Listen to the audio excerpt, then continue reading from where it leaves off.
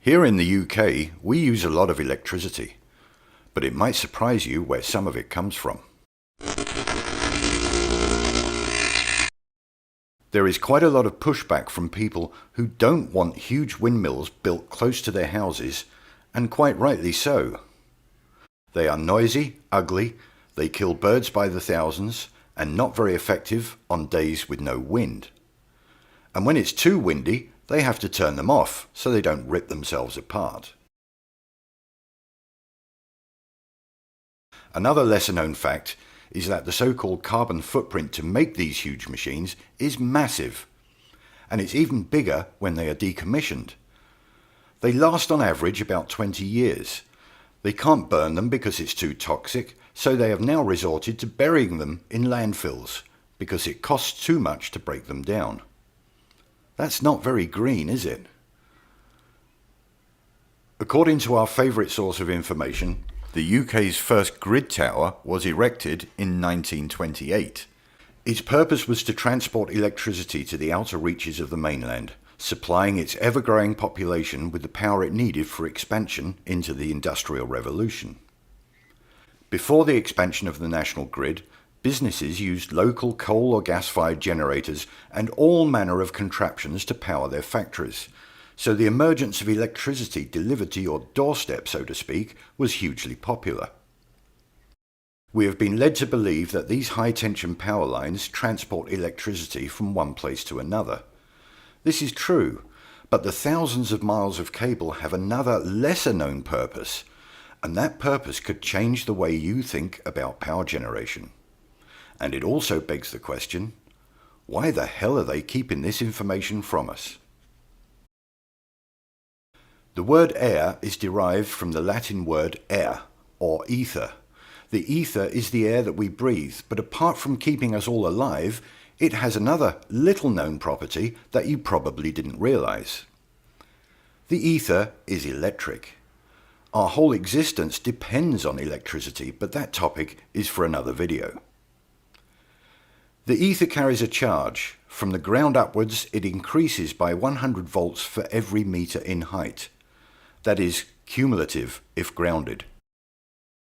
This energy can be harvested from the air, ether, by hanging very long wires high up on pylons stretching right across the country. Have you ever wondered why these thousands of miles of cables are supported on huge, mega expensive and very ugly pylons, when it would have been much easier and much cheaper to run these cables under the ground? Or how about under the existing roads?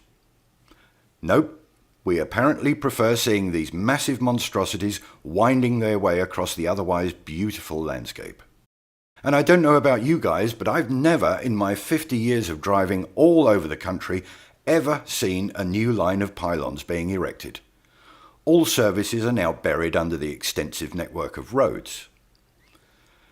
A quick search for your local area on Google Earth will show you power lines and pylons. If you try following some of the lines, you will find that some of them start and finish at the same substation. So they're transporting electricity back to where it came from? I think not. No, this network of high-tension lines is generating or harvesting electricity from the ether. So apart from the infrastructure itself, it's abundant, it's absolutely free, it's absolutely renewable, absolutely sustainable, and as green as you could possibly get. All you have to do is run miles and miles of cable up in the air out into the countryside and back again. However, there is a catch. As your town or city expands its suburbs, they will inevitably encroach on the existing power lines. There are many stories and examples of construction companies having to build around and underneath these pylons. Doesn't it seem strange to you that rather than bury these cables under the new building project, they just leave them there? Now you have your answer. They can't. As the great cities expanded, the network was not enough to sustain the increased population, and other methods such as hydro, nuclear, coal, gas, and now wind are used to make up the shortfall. They can't take the cables down because they still generate a large portion of the UK's and most other countries' energy needs.